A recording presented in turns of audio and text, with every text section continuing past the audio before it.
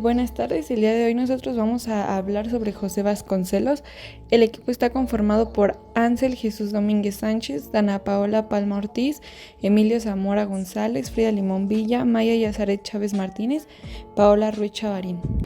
José Vasconcelos nació en la ciudad de Oaxaca el 27 de febrero de 1882.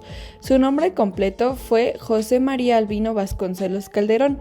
Su padre fue agente aduanal, por lo que desde los 3 años de edad vivió en la frontera de los Estados Unidos, primero en Sasabe, luego en Piedras Negras, donde se cruza la frontera para asistir a la escuela de Eagle Pass, Texas. Cuando tiene 13 años viaja con su familia a la capital del país para continuar sus estudios. Primero se detienen en Toluca en 1896, donde asiste al Instituto Científico y Literario. En 1897 continúa su peregrinar. Ahora se va a Campeche, donde asimila abundante literatura francesa.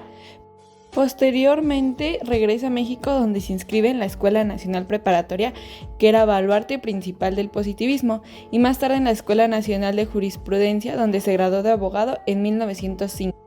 Trabajó primero al servicio del gobierno y luego del consorcio norteamericano Wagner, Johnson y Gaston de New York, con sucursal en México.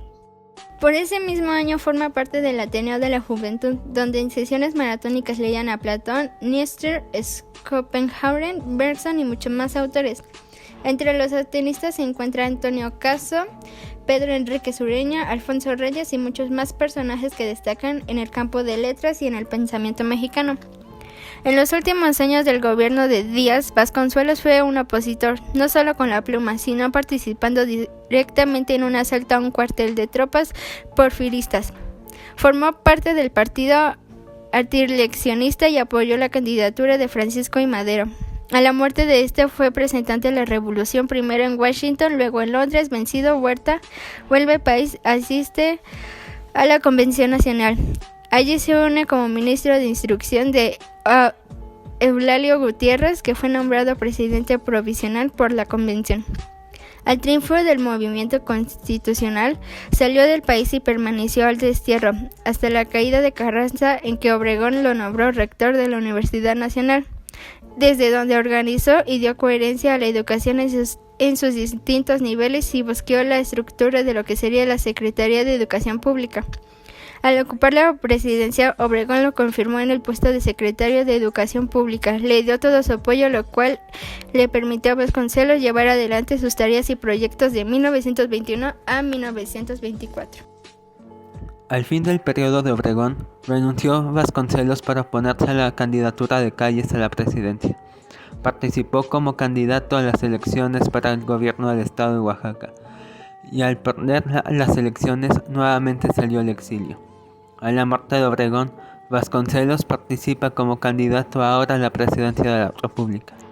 Después de una campaña agitada y agredida por parte del carlismo, pierde las elecciones ante un fraude monumental. Finalmente, se exilia otra vez al extranjero. Al no encontrar respuesta a su llamado de sublevarse contra el gobierno, regresa a México al finalizar el periodo de gobierno de Lázaro Cárdenas. A partir de 1943 fue miembro fundador del Colegio Nacional y director de la Biblioteca México, hasta su muerte en 1959.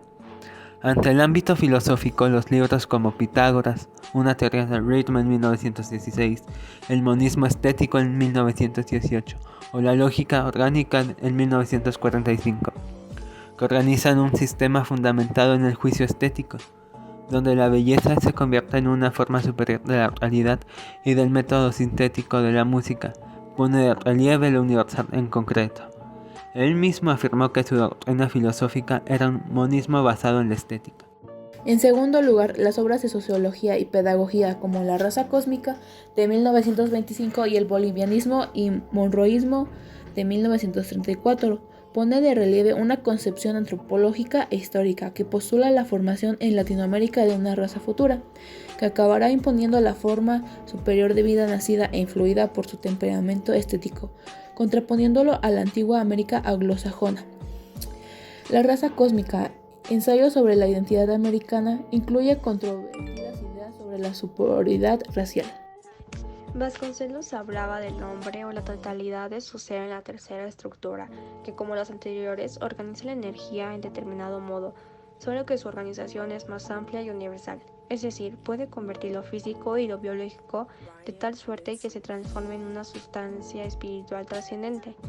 Vasconcelos expresó la ideología de la quinta raza del continente americano, una aglomeración de todas las razas del mundo sin distinción alguna para construir una civilización, y gente del mundo entero, transmitiendo su conocimiento. Según el autor, los habitantes de Iberoamérica, exposiciones de España y Portugal, tienen factores territoriales, raciales y espirituales para iniciar la era universal de la humanidad.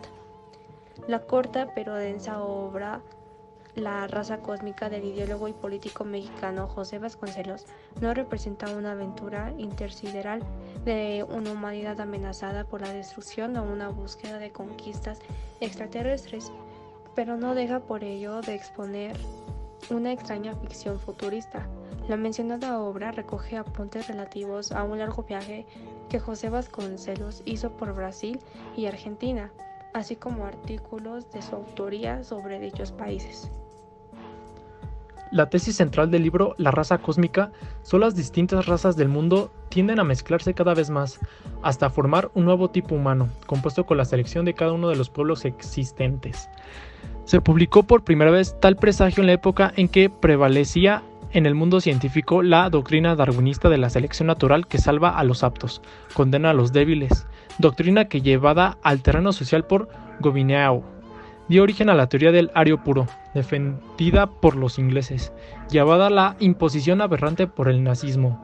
Contra esta teoría surgieron en Francia biólogos como Leclerc, Du Sablon y Noy, que interpretan la evolución en forma diversa del darwinismo, acaso opuesta al darwinismo.